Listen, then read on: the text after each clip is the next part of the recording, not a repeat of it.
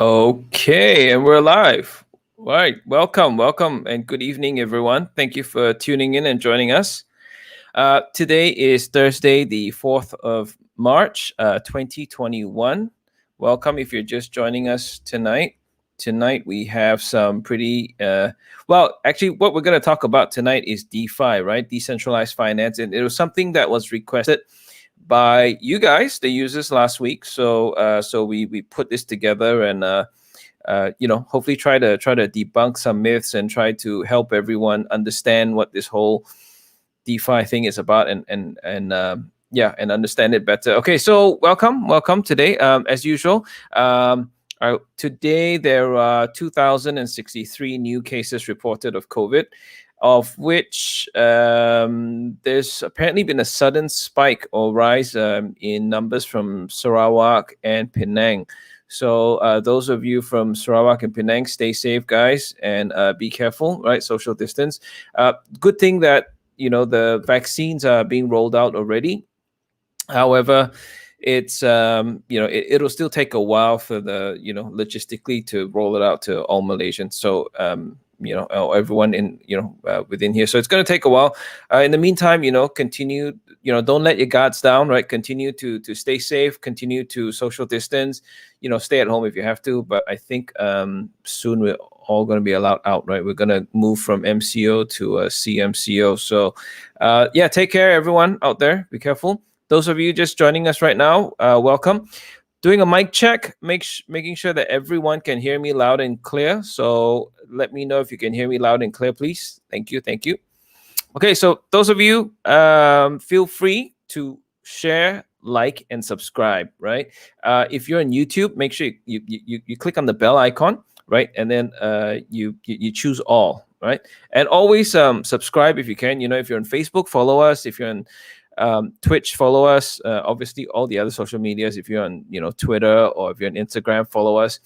And especially if you're on YouTube or Facebook, follow us so that every time we go live, and if you had chosen all to be notified, so every time we go live, you will get a notification so that you don't miss out on the exciting content that we bring you. Okay. So feel free to tag your friends if you think that. Thank you, Sheila. Thanks, Lily. So if you feel free to tag your friends and family members if you feel that this might be a topic of interest for them, right? So last week we talked about Bitcoin, one of my favorite topics, and then I asked you, the audience, what you were interested to hear about, like what other content did you want us to speak about? So I think DeFi was pretty high up on that list. So I hope that today or tonight, that this evening, we'll be able to debunk some myths. I'll be able to give you some revelation of sorts on DeFi, right? DeFi stands for decentralized finance. Okay, so let's see.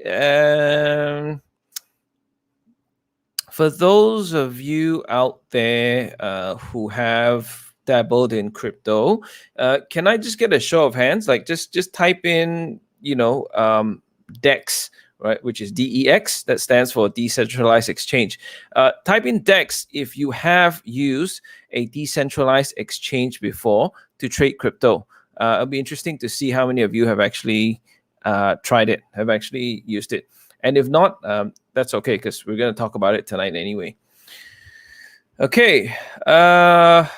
Okay, some announcements. So next week, we're going to have Dino come on. Now, we haven't had Dino come on in a while. He was meant to come on he comes on every second Thursday of the month. So in January, he couldn't make it because he wasn't feeling well. He's obviously completely well now and live and kicking, so that's great. And then last month in February, Dino couldn't join us because it was Chinese New Year and we actually didn't have an episode on the second Thursday of the month. So now third, in March next week, we're gonna have Dino come on and we're gonna look closer at the on-chain metrics and we'll do some on-chain analysis to see where the market's going. Right? Are we overheated? Have the retail investors come in? Where are we at? How are we doing? Right? Okay, so Alexander has used a DEX before. Fantastic. Anyone else? Okay, Tay Tian Lai, welcome. Good evening. Good evening. Okay, so yeah. Oh, the other announcement is that I think we may be able to offer classes again, and we have not offered our crypto classes in a while. So those of you who may be interested to up your knowledge and figure out what crypto is, just type in the comment section below crypto or class, right? And then we'll get in touch with you, right? If you're interested to have class, because if we get enough interest, then we will have that class for crypto. Okay, and if anything, before investing, or the best is to invest in. It's gonna sound so cliche, but invest in yourself, in your knowledge, before you put your money into anything else, right? For example, ladies and gentlemen, right? When ladies go shopping for shoes, for example, they're not gonna walk into one store and buy the first pair of shoes that they see. They're obviously gonna, go to every single mall within the vicinity and go into every single store to try them on and see which one is best and best value and know everything about it. Similarly, when men shop for, I don't know, cars or watches or whatever, you spend time doing research, right? Educating yourself. So you should do the same if it's going to involve your money, right? And now, okay, so let's see, any more announcements? No announcements. Okay, so tonight we're gonna talk about DeFi. So let's get to it. Hi, Charles. Welcome. Charles is interested in class. Fantastic. Hope to see you in class. Yes, Alex has been to class before. Thank you, Alex. Sheila's interested in class. Okay, cool. Now, hey, feel free to tag your friends, right? So that that they're notified to know that this is currently on. If you feel that they're interested in this subject tonight. Okay, and don't forget to subscribe. Don't forget to like. I am gonna share my screen now. Share screen. In application window. That one. Okay. Okay, now let me know if and when you can see my screen. Okay, fantastic. I'm just going to hit present. Okay, cool. All right. Okay, guys. So, is DeFi the next big thing? Well, for those of you who have known me for a while, you probably would have heard me talking about DeFi since 2017. of course, DeFi didn't really come onto the scene, as in it didn't really explode until middle of last year, right? And some actually call it the summer of DeFi. So DeFi has been in the making for a while. Again, those of you just joining us, DeFi stands for Decentralized Finance. Okay, so before I start, a bit of a disclaimer. Whatever is going to be presented tonight is not financial advice. Do not take it as financial advice. Do not go out and buy all the DeFi coins there is, right? This is just a sharing session, right? So it's for general informational purposes only. It's for educational purposes. It's for discussion purposes, right? And so do not take this as financial advice. I am not a financial advisor. If you are going to make any investments, please consult with a professional before making these decisions. Okay, good. Now that we've got that out of the way, let's go. Oh yes, look, here at EquitiesTracker, we work really hard to bring you great content, and we hold classes, and we have a good platform. So do support us, right? Do support us. Okay, so what is centralization? Right, let's go through some examples of what centralization is. Okay, so on the left we have a radio, right? And on the right we have Twitter. So what does this mean, right? So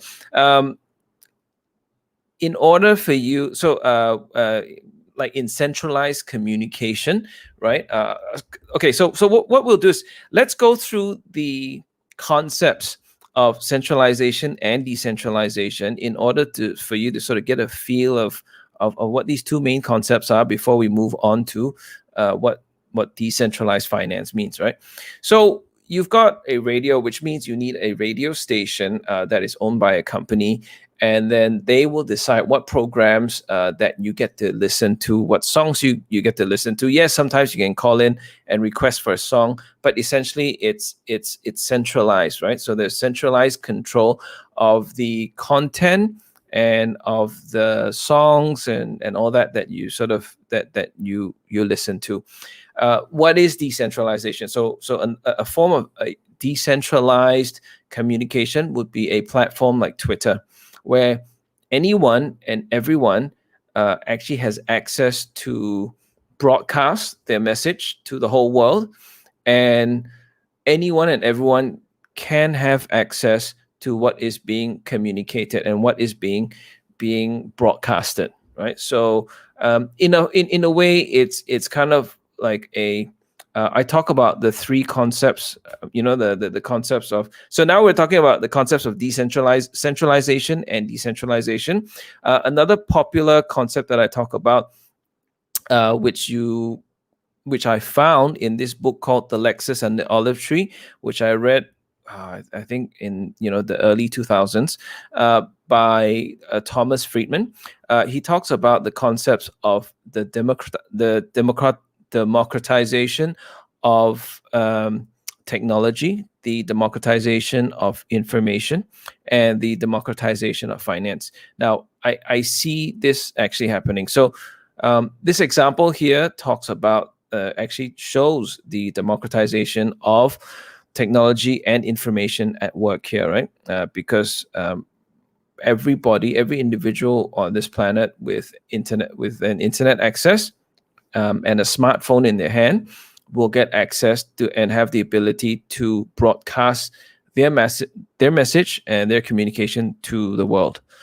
Okay, so another form of centralization, another example to show you, right? So on the left you have hotels, right? So that's a form of centralization, and then on the right you have a decentralized form of that, which is Airbnb, right?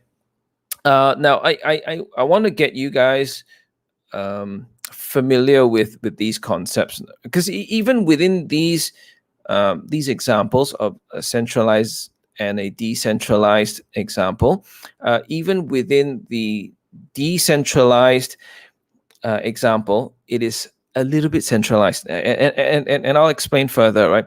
So for those of you who didn't know, Airbnb has actually paid out over $100 billion to hosts all over the world, right? That's a lot of money, $100 billion, right? So, so by when the internet, right, was born, when the internet was introduced to the world, it opened up so many doors and it opened up so many possibilities, right? That who could have thought, who would have thought, right, that you were able to just open up your home and rent out a room and make some side income from that, right? And so that was where Airbnb came in, right? They put in the system which allowed people to do so. And what's amazing is that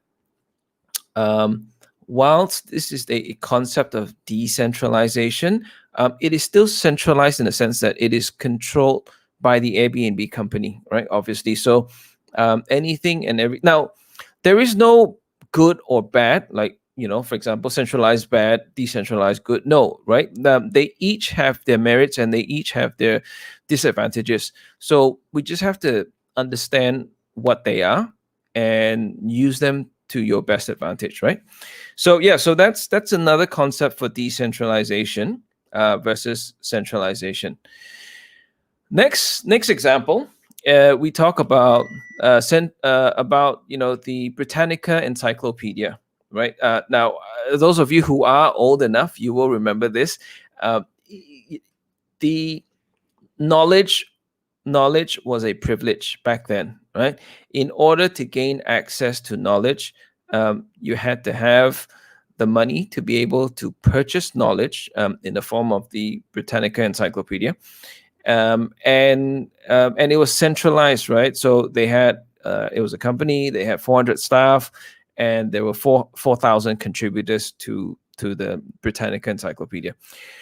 And then the decentralized form, obviously, when the internet came about, right? It was a very decentralized approach and a force to reckon with.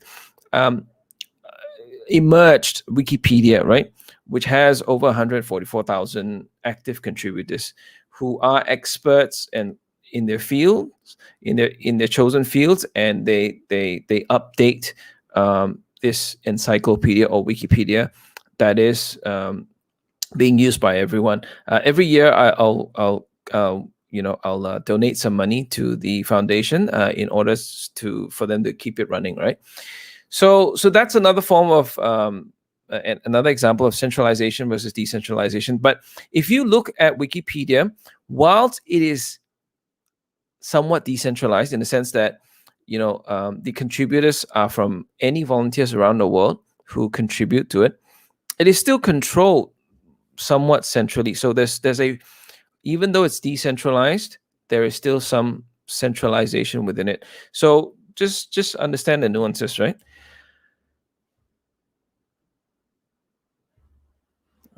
Okay, let me just seem to have lost my mouse.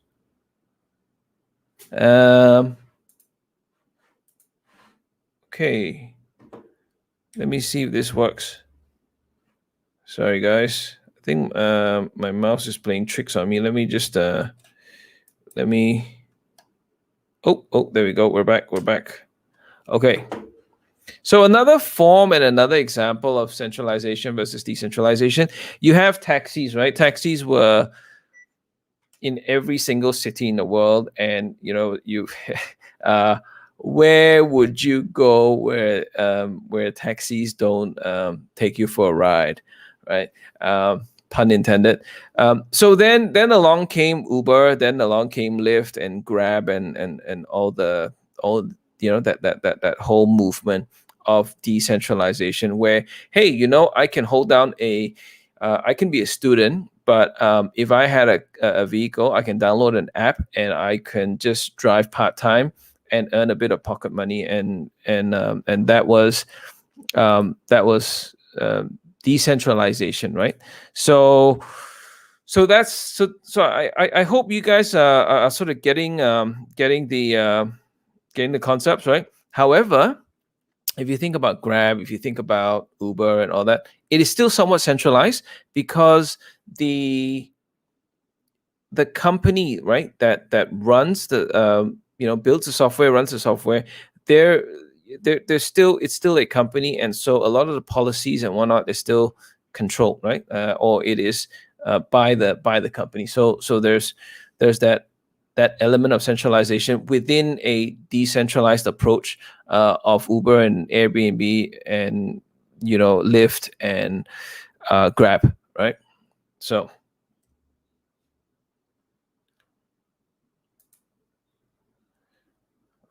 okay, my mouse works. So here's here's some examples of CeFi. If you haven't, so we talk about DeFi. The opposite of that is CeFi, right? Centralized finance.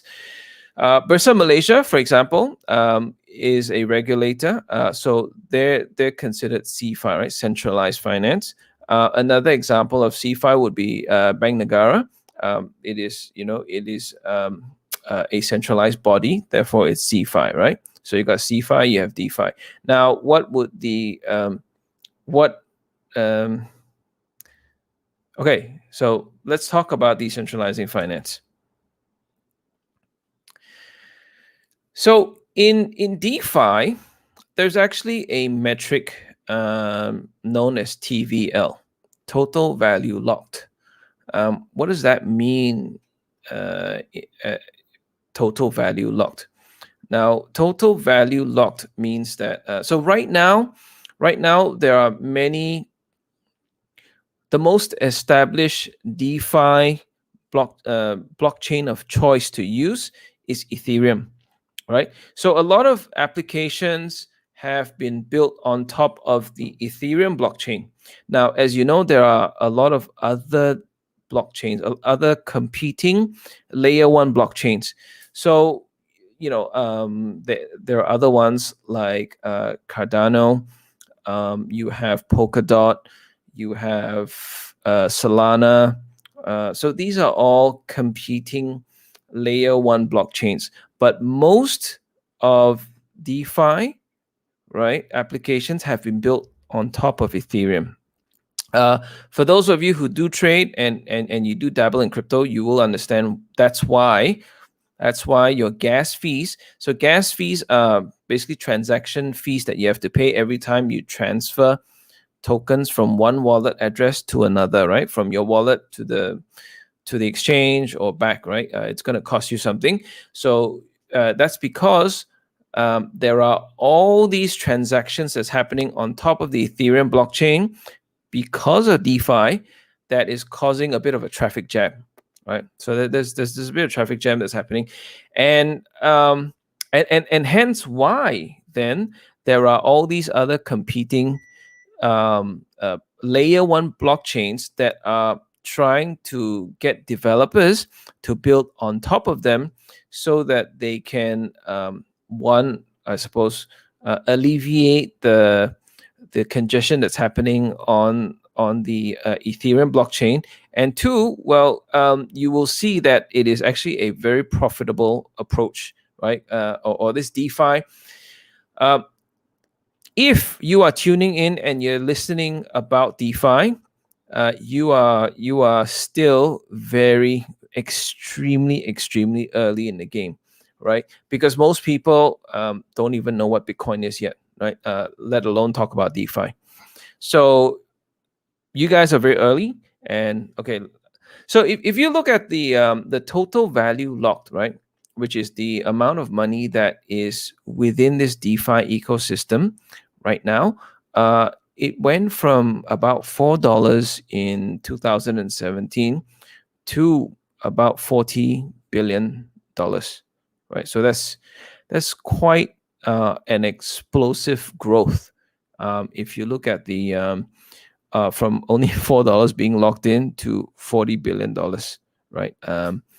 And so it really exploded from last year when all these DeFi apps. So the concept of DeFi was being talked about at all these conferences, and the all these brilliant minds were getting together and figuring out how to build this next gen infrastructure, right? This next generation financial infrastructure, and they were talking about DeFi. They were exchanging ideas, and so they were busy building, right? So after the market crashed in 2000 and at the end of 2017, obviously they spent the next 3 years building, and exchanging ideas and continue to build, and it started debuting in the summer of 2020, right? So last year they started debuting it started coming online, and then communities within this space started using it, and they started to get used to it. And so you are literally watching history in the making, right? Because this has never been done before. I mean, this is new financial infrastructure. It'll take a while for the rest of the world to understand, to catch up, to see where all this is going. So just to summarize on this slide, effectively, in 2017 there was $4 locked, total value locked in DeFi, in this decentralized finance space, and today there's about 40 billion, right? So it's quite an explosive growth. Okay, so let's talk about some samples or some examples about this DeFi ecosystem. When you talk about finance, what do we think of? We think about banks, we think about capital markets, right? So exchanges. So let's talk about lending, right? Now, if you've tuned in to Future Proof before, you would have remembered that there was one episode where I talked about Mariano Conti, where he lends himself some money. You're like, what? Lend himself some money? So essentially, right, what he did was he had some Ether, right? So he had some Ethereum, and he believed that, he didn't want to sell his Ethereum. He didn't want to sell it to then get the US dollars that he needed to buy a car, right?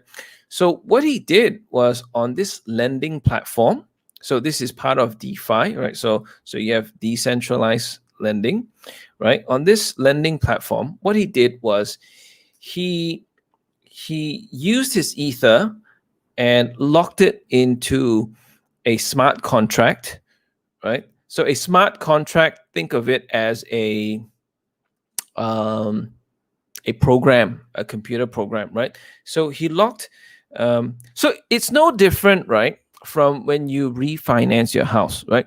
So let's say you bought a house, it was $100,000, and then 5 years down the road, it is now worth $200,000. So what you do is you go find a bank that will refinance the house for you, who will then unlock the equity that's within your asset that you have purchased, right? So from 100,000, now it's worth 200,000.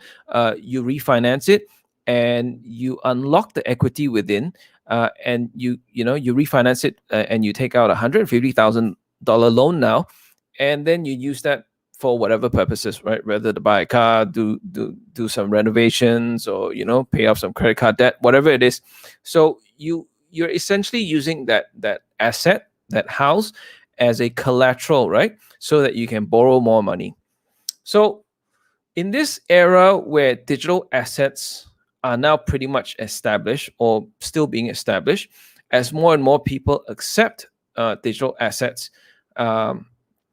what the very smart people within this DeFi space has done is, there is a value attached to your digital assets, right? So Ethereum is a digital asset, and there's a value to it, but you can't take your Ether to the bank today and say, hey, I'd like to borrow some money, and I'd like to collateralize my Ether, right? I'll give you my Ethereum, and then you lend me some ringgit so that I can go buy a car, or I can go and do some house renovations.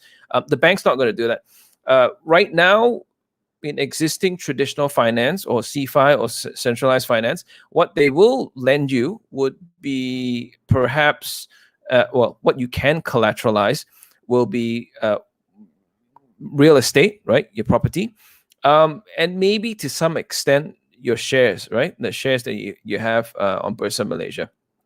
So these are probably the only two assets that can be collateralized. So now, right, in a world where it's moving so fast, right, that traditional finance is, some will have a clue, which I will talk about in later slides. Others will have no clue, right? It'll totally blindside them. But effectively, what Mario Conti did was, hey, look, I have some assets. I'd like to collateralize it so that I can borrow some money because I need to buy a car, right? But obviously, no bank was gonna let him collateralize his Ethereum. So what he did was he went to this online platform, which is a DeFi platform. He collateralized his Ether and he got some stable coin for it, of which he cashed out and got US dollars to then use that to buy his car. Now, in the meantime, his assets are locked into this smart contract. It is accruing interest, right? So in order for him to redeem these assets back, he basically needs to then come back with the amount owing plus the interest accrued, pay that back, and then he can redeem his Ethereum, right? Now, the reason why he didn't want to sell it was because he believed that it was going to be an appreciating asset, and therefore the value was going to go up. So he didn't want to lose his digital assets. Now, that's cool, right? I mean, it's what a cool story. Like you have some Ethereum, you pledge it, you borrow some stable coin, which is effectively USD, because then you can cash it out to USD, buy your car, right? And then when you have enough, you just cash it back. You repay that loan, and you redeem your assets, right? That's really cool. Okay, so why are we still very early in this DeFi growth, right? So if you look at this is just US stats. If you just look at the US household debt alone, right? It's $14 trillion, right? 14 trillion. And here's the thing, right? DeFi and crypto, it's a global game, right? It's not local. It's as long as if you have access to the internet, it's global. But let's just focus in on US alone. So household debt, 14 trillion. Global banks have had a market cap of 6.3 trillion, right? And if you look at this in this graph, so the largest would be your mortgage, which is this light blue, right? And then red would be your auto loan, right? So people need to borrow money to buy the cars. That orange one is effectively your, you know what? I think you guys cannot see my mouse. Yeah, I think you can't see my mouse move, can you? But that's okay. But yeah, orange is credit card debt. Yellow is student loans, right? So it is a big industry. So DeFi right now, even though there's only 40 billion locked, it's a huge industry, right? Okay. So this explains, right, why the total value locked in DeFi is growing at an exponential rate. Okay, so between March last year and now, right, a year, you can see that the total value locked has jumped up 40x, right, 40 times, right. In the meantime, Bitcoin has risen 5x, right, and so do know that the total value locked will increase if the assets, the worth of the assets, right, also rise.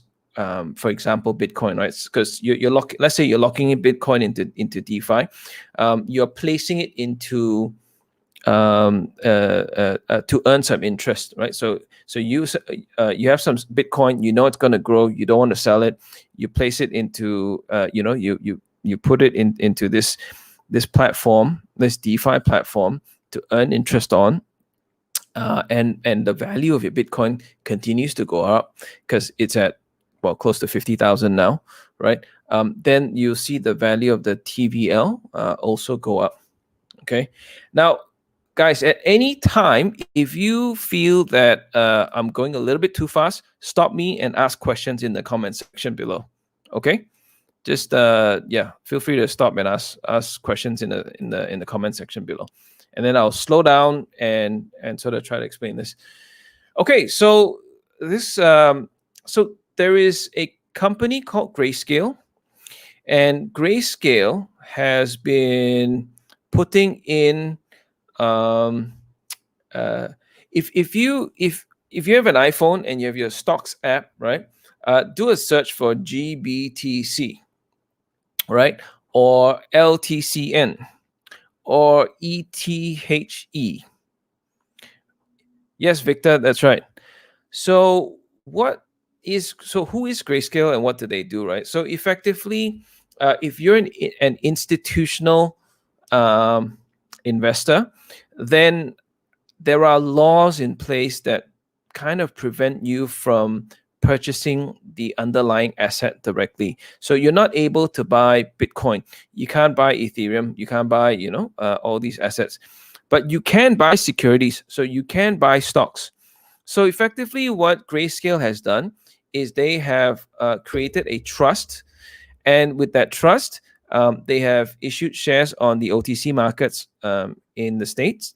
And so you can purchase these shares, right? And these shares each represent a certain amount of Bitcoin or Ethereum or Litecoin as the underlying asset, right? So they have now announced that they will start, they plan to offer DeFi assets as part of their offering, because right now they only, they offer like the main ones, right? You've got Bitcoin, you've got Ethereum, you have Litecoin, you have XRP. But now, as you can see on this list on the right, these are a whole bunch of DeFi tokens that they are planning to offer, right? So obviously they must see this as something that's emerging, right? So something that is up and coming, right? Look, like I said, for those of you, if you're still hearing about, if you're tuned in right now and you're listening to this, you're still early in the game, right? You're so early in the game that it's not funny, right? Okay. Now, remember I said that a lot of the banks weren't aware of what's happening. Well, not the U.S. Federal Reserve, not the Federal Reserve of St. Louis. All right, the Federal Bank of St. Louis is very well aware of what's happening. They even wrote an extremely comprehensive piece that you can find on their website. About what DeFi is, decentralized finance. They talk about everything from the blockchain to smart contracts. And how it's going to affect everything that we know about, right? So there are banks who are very much well aware of it, and then there are those that don't believe that or don't believe in it, that don't believe that this will eventually become a reality. What's really interesting is this, right? We are living in a time of transition. Can you imagine if you grew up in an era where it was horse and buggy? It was a horse and buggy environment, right? There were no roads, right? There were horses. And then here comes this brand new invention that breaks down all the time, called a car, right? It'll move. I don't know. You can make it move for a few meters, and it might break down, right? Might have oil leaks and all that. You probably are going to ignore the car, right? And if anything, the supporting industries of this horse and buggy, supporting in the businesses that support this industry, are probably going to play it down, and they're probably not going to like the invention of this motor car. Like, it's going to eat into their profit margins. So I think, and I feel that, and this is my opinion, right? I could be wrong, is that we're actually living in this time of a transition, right? We're transitioning between a horse and buggy to a car, right? It'll take a while, right? There will be many faulty cars. You get burning cars. I mean, even when Tesla first introduced their cars, I still remember reading a lot about cars burning up because the batteries overheated, right? So we're living in some in a very exciting time, right? I mean, like, what a time to be alive, right? To see all this happening. Now, it's either you accept it or you don't.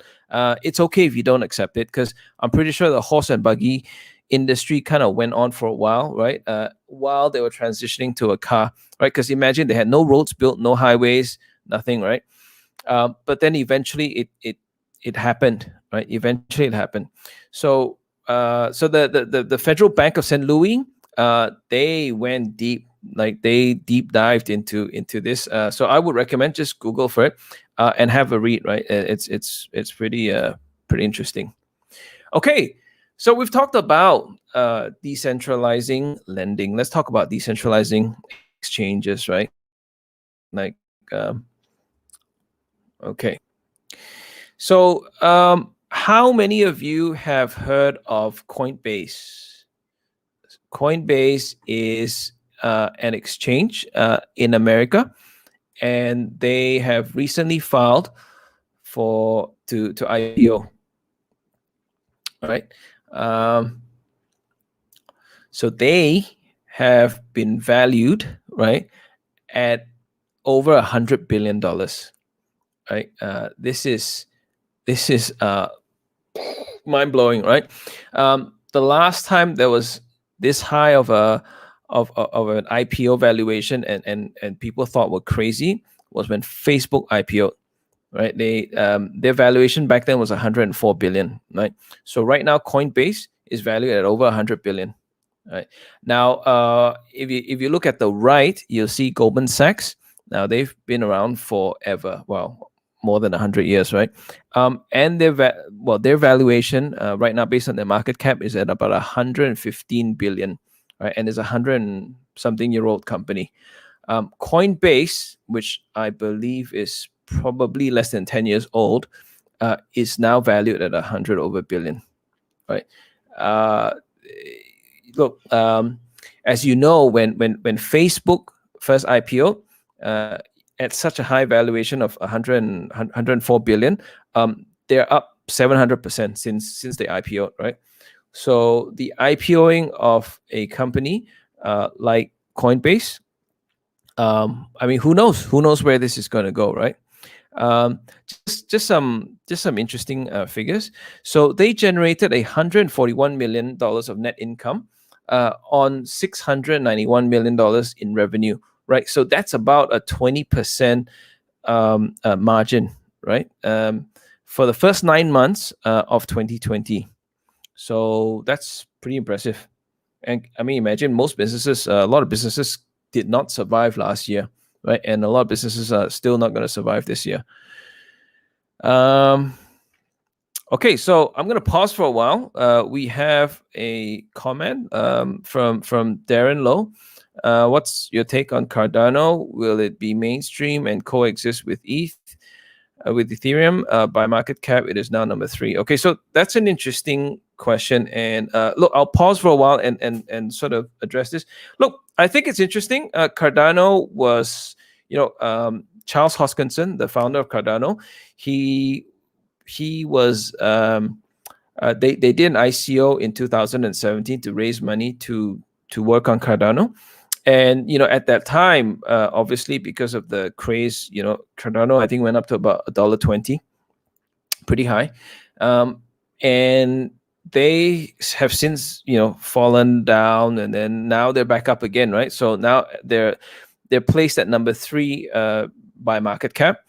And look, I think everyone is trying to solve a particular problem, right? Obviously, Ethereum has the first mover advantage. And so they've already forged a lot of partnerships, a lot of alliances. They have, a lot of the current DeFi apps are built on top of Ethereum.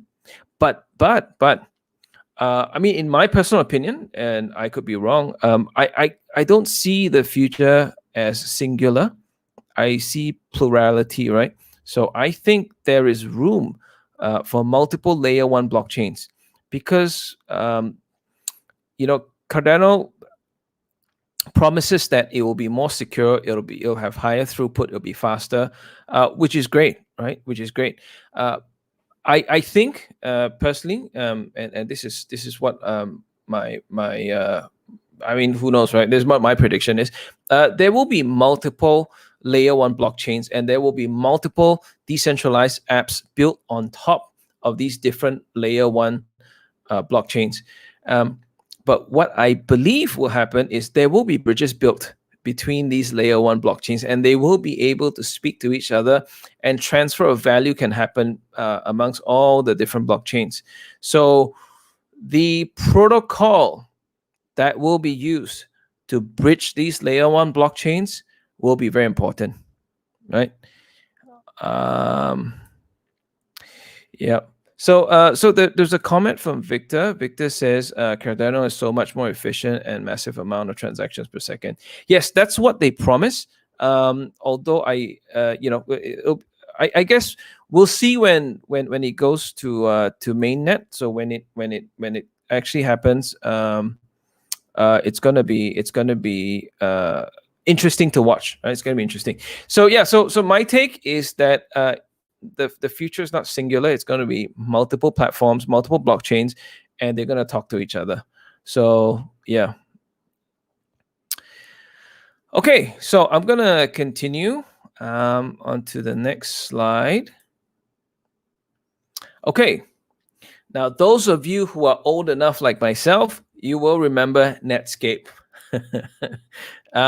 Now this could now, just to rewind a bit, we're talking about Coinbase's IPO, right? Now, Netscape was the first, right? The first internet-based company to IPO in 1995, right?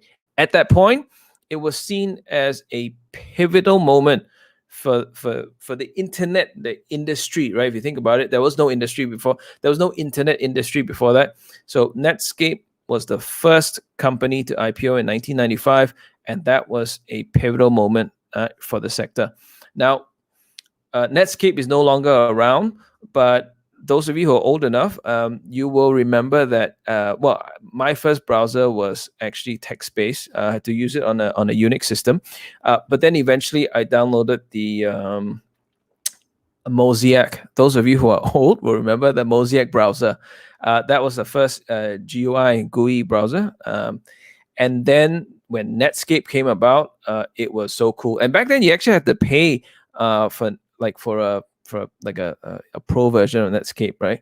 And so yeah, so Netscape is this the Coinbase could be like a Netscape moment, right? With the IPO. So let's look at the valuation and the funding, and also the growth of users on Coinbase, right? So you'll see that in 2000, so they started around 2000 and 2013, right? And they had, by the end of 2013, they had about 200,000 users, right? By the following year, they had 2 million users, right? And then 2 years after that, they doubled to 4 million users, and then they doubled again in 2017 to 8 million users, right? So you can see the exponential growth in this industry, right? In the people coming into this space. So before this, there was no crypto industry, and right now, you're seeing this boom in this crypto industry, right? And obviously now, from 2017 to 2019, they grew to about 30 million users, right? So effectively, they kept doubling, right? It was an exponential growth, compounded. So here's something also very interesting about Now, Coinbase, right? Let me just sort of reiterate. So Coinbase is a centralized, it's CFI, it's centralized finance. It's a centralized exchange, right? It's a centralized exchange, right? And they're going to IPO, and you can see the number of users growing, right? The growth in users. So now this graph, you'll see the darker green and you'll see the lighter green. Okay, the lighter green is retail volume, and darker green is institutional volume, right? So these are institutional investors that are trading on Coinbase. The line is the percentage of retail trades, right? Retail volume.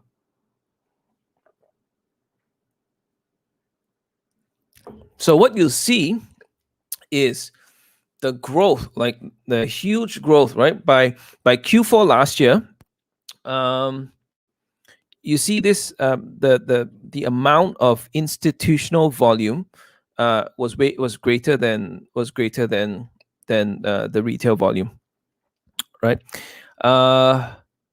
So their trading volume rose. So yeah, you can see the amount of growth of the trading volume. Now, retail volume, whilst is now sort of smaller, but you'll see that as a percentage, the retail volume has also grown, right? It's just that everything's growing, right? It's just basically growing all around. So crypto exchanges are making a lot of money, right? It is extremely profitable. Binance, which is one of the largest crypto exchanges in the world, they expect to make between 800 million and 1 billion in profits for last year, 2020. This is profits, right? Not even revenue. We're talking profits. And it's amazing because they offer such a variety of, so for example, Binance, right? They offer everything from futures to margin to spot trading. And for their margin, it's very safe because they will automatically liquidate you if they have to and all that. And they charge you something like 60% interest rates on Binance. So they're minting it, right? They're making a lot of money. And so so this is, right, very much so a growing industry. Now, can you imagine the number of people who are aware of crypto, who believe in crypto, who actually are in crypto is tiny, right? It is such a small number of people compared to the global population. Now, imagine when this grows, when people start to accept, when the UX, right, when the UI, when the user interface for these things become easier, I have no doubt that there will be massive growth in terms of the participation in this space, right? Okay, so Binance again is another centralized, is CeFi, and that is a centralized exchange and one of the largest in the world. Now this, okay, those of you out there who have heard of Uniswap, anyone out there? Let me know if you've heard of Uniswap. So Uniswap is one of the largest and one of the most popular DeFi, right? It's actually a DEX, a DEX, a decentralized exchange, right? It's one of the most popular ones out there, with one of the highest volumes of trades, right? And I'll go through more, right? But their interface. So Darren's heard of it. Okay, so the interface is really simple. You see how on the top right, it's just use Uniswap, right? So you literally just use it. You click on it.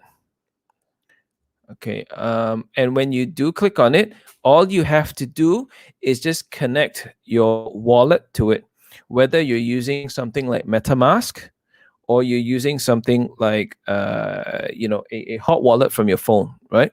Say Trust Wallet.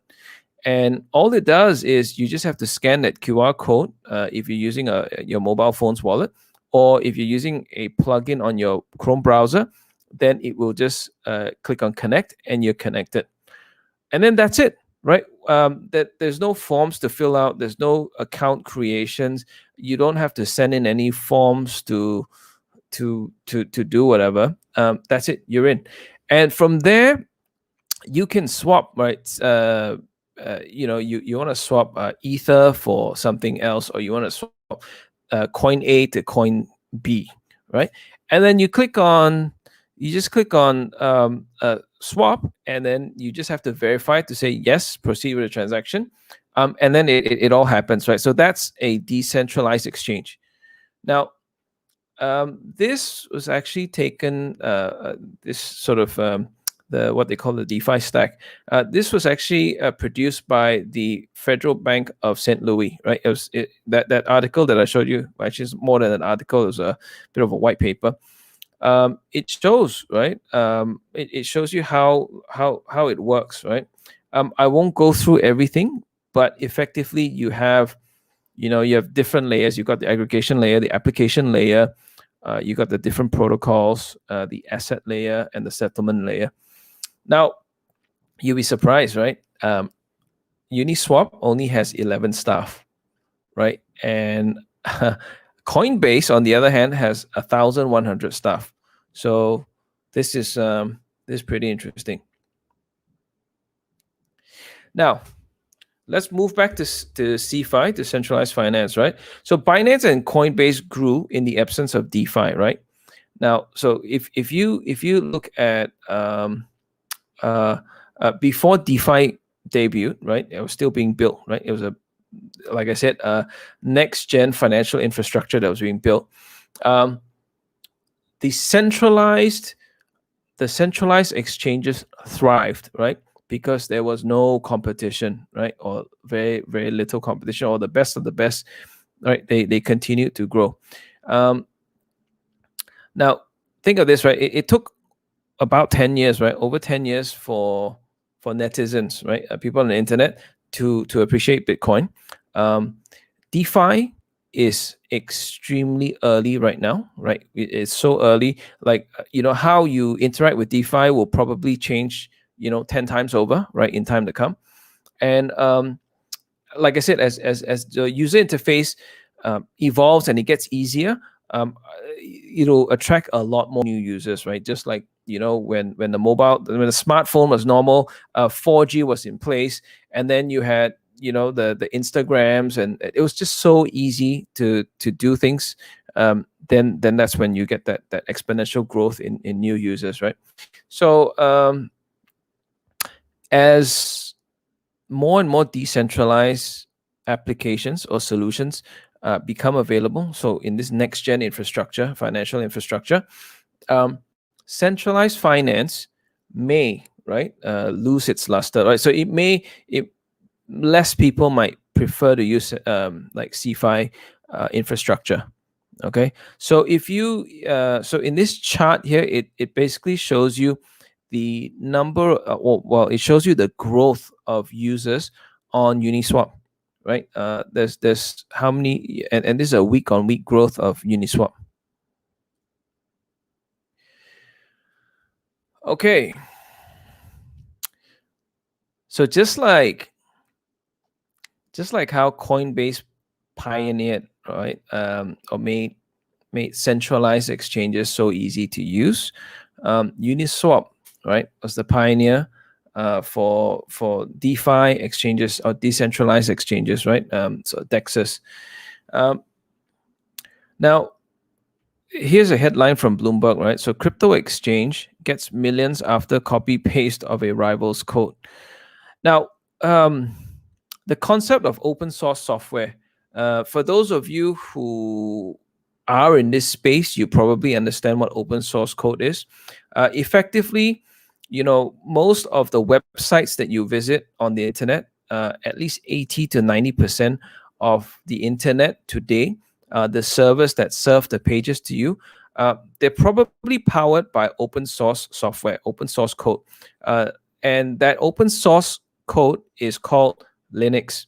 Linux is the operating system that actually runs the machine that or the server that serves it, right? So open source software is basically community based, right? So Linus Torvalds, he was the inventor of the Linux operating system. Back when he was a student, he was too poor to buy and pay for a license for the Unix operating system. So what he did was he wrote his own operating system, the code, and he open sourced it and he shared it with the community. And he says, hey, look, anyone who wants to use it, this is free software, and it's open source code, so you can actually read the source code, all the lines of code that I've used to write this software, and you can improve on it, right? Anyone within the community who wants to contribute to this code and you want to improve on it, feel free to do so. So effectively, right, there is no secret source, secret source code. It is all out in the open and it's fully transparent. So even Uniswap's code, right, is transparent. So what happened? So in this headline, in this article, what happened was the competitor to Uniswap copied and pasted the code, renamed it to SushiSwap, and they created, another DEX, another decentralized exchange, which then gained, a lot of popularity and all that. So these are some concepts that you sort of need to familiarize yourself with and sort of understand, to sort of start connecting the dots of what's happening to the world right now, right? Because with the COVID-19 lockdown and all that, we're becoming more and more digital. In fact, the digitization, right, has or the digital transformation, right, has taken that, it's gone into warp speed. And so just understand these concepts and sort of see how the world is changing. Okay.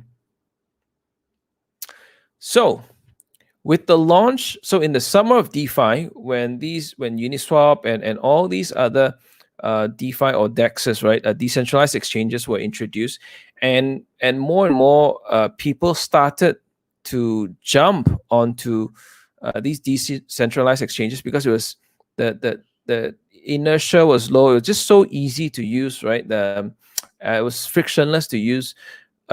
You saw this growth in users of these decentralized exchanges.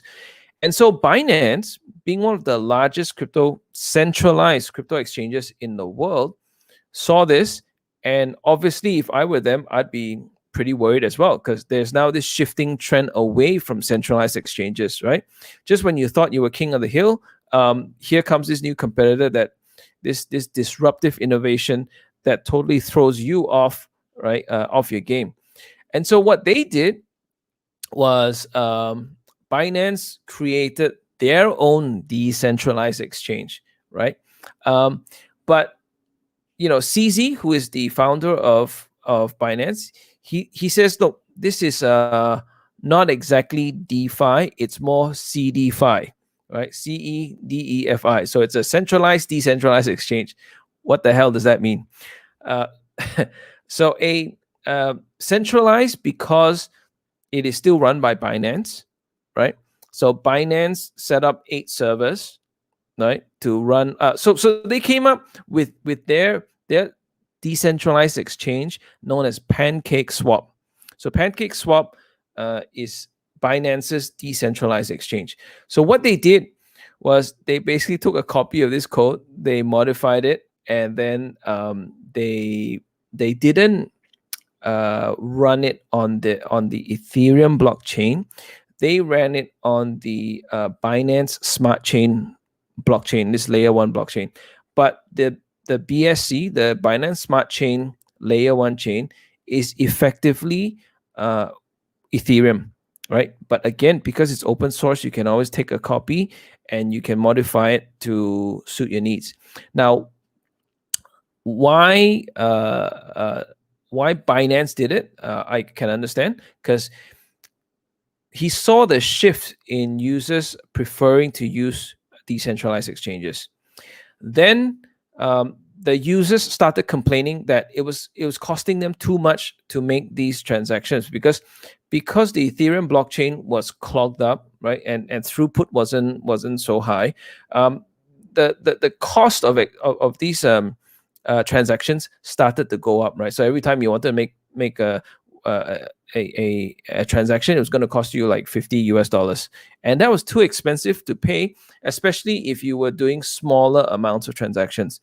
So what Binance did was they created Pancake Swap, and then they use, I suppose, their Binance Smart Chain, which uses their own coin, which is called BNB, and they made sure that the cost of transactions were really low. And then within the ensuing days and weeks, you saw the shift of users jump over to this Pancake Swap decentralized exchange. And at one point it even overtook, right? The volume overtook the number one spot, which was Uniswap, because people wanted to use decentralized exchanges. They didn't want to pay so much for fees and transaction costs. So so this was quite an interesting development, right? So this is what happened, right? So Binance kind of saw that guys like Uniswap could was a threat to their dominance, so they wanted to sort of neutralize that threat as best as they could. Now, so whilst users like decentralization, I think they like lower fees even more, right? So that's why they kind of moved to Uniswap. It's a very interesting space, and it's very fluid, and it's really changing every single day. So make sure you tune in to Future Proof every Thursday so that I can keep you updated on what's happening, right? Okay, so I think this is the last slide, okay? So as Bitcoin's popularity grows, right? Because Bitcoin is always that first step into crypto, right? Where you start, you dip your toes into crypto, and you're like, okay, and then you see the light, and you're like, okay, I understand it now, and I know what it is, what it's all about, and then you start to go down this rabbit hole, and you start to get more curious and try to find out more about this crypto industry or this crypto space, right? And you'll start then you hear about DeFi, and like, oh well, what's DeFi and how does that work? And you sort of start educating yourself, right, to find out what's happening. So whilst Bitcoin's popularity, so Bitcoin will always be your first stop, right? Your first dip of your toes into the waters of crypto, right? And then you will sort of start to go deeper and deeper, and that's where you will you will discover DeFi, right? And think about this, right? So Bitcoin is actually the original DeFi asset, if you think about it, decentralized finance, right? Because Bitcoin is a cryptocurrency, right? So it's supposed to be money that is decentralized, or cryptocurrency that's decentralized, of a decentralized nature. So if you look at it, so Uniswap is already now the 12th largest crypto asset by market cap, and it was launched. I mean, really, it was launched last year, but the team had been building it right from 2 years ago. So right now, if you can see that silver bit, if you can't see it, if you're watching on your phone, I'll just read it out to you, right? So Uniswap's daily trading volume right now is at $2 million, right? Versus the is at $2 billion, right? So every day, Uniswap's daily trading volume is $2 billion. Coinbase's daily trading volume is at 9 billion, right? So Uniswap is at 22% trading volume of Coinbase, but its market cap right now is 9% of Coinbase's, right?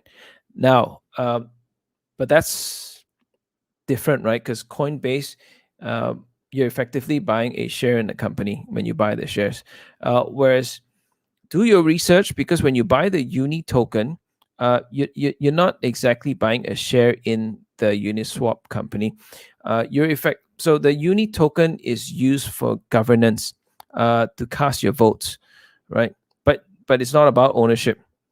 When you buy the Uni token, it's about let's say they wanted the Uni holders to make a decision. So if you were holding X number of Uni tokens, you had X number of voting power, right?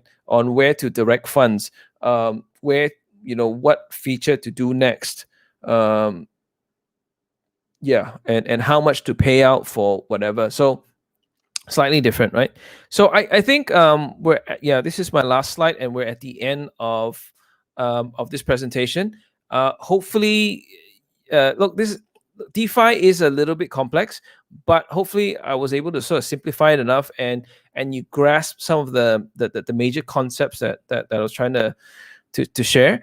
And yeah, look, if you have any questions, please feel free to, or comments, right? Put in the comment section below. I think there was one from John. John Yap says interchain interoperability can be achieved with Polkadot.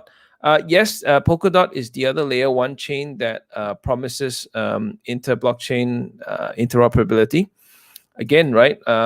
We're at the bleeding edge of technology, so we're waiting for that to happen, obviously.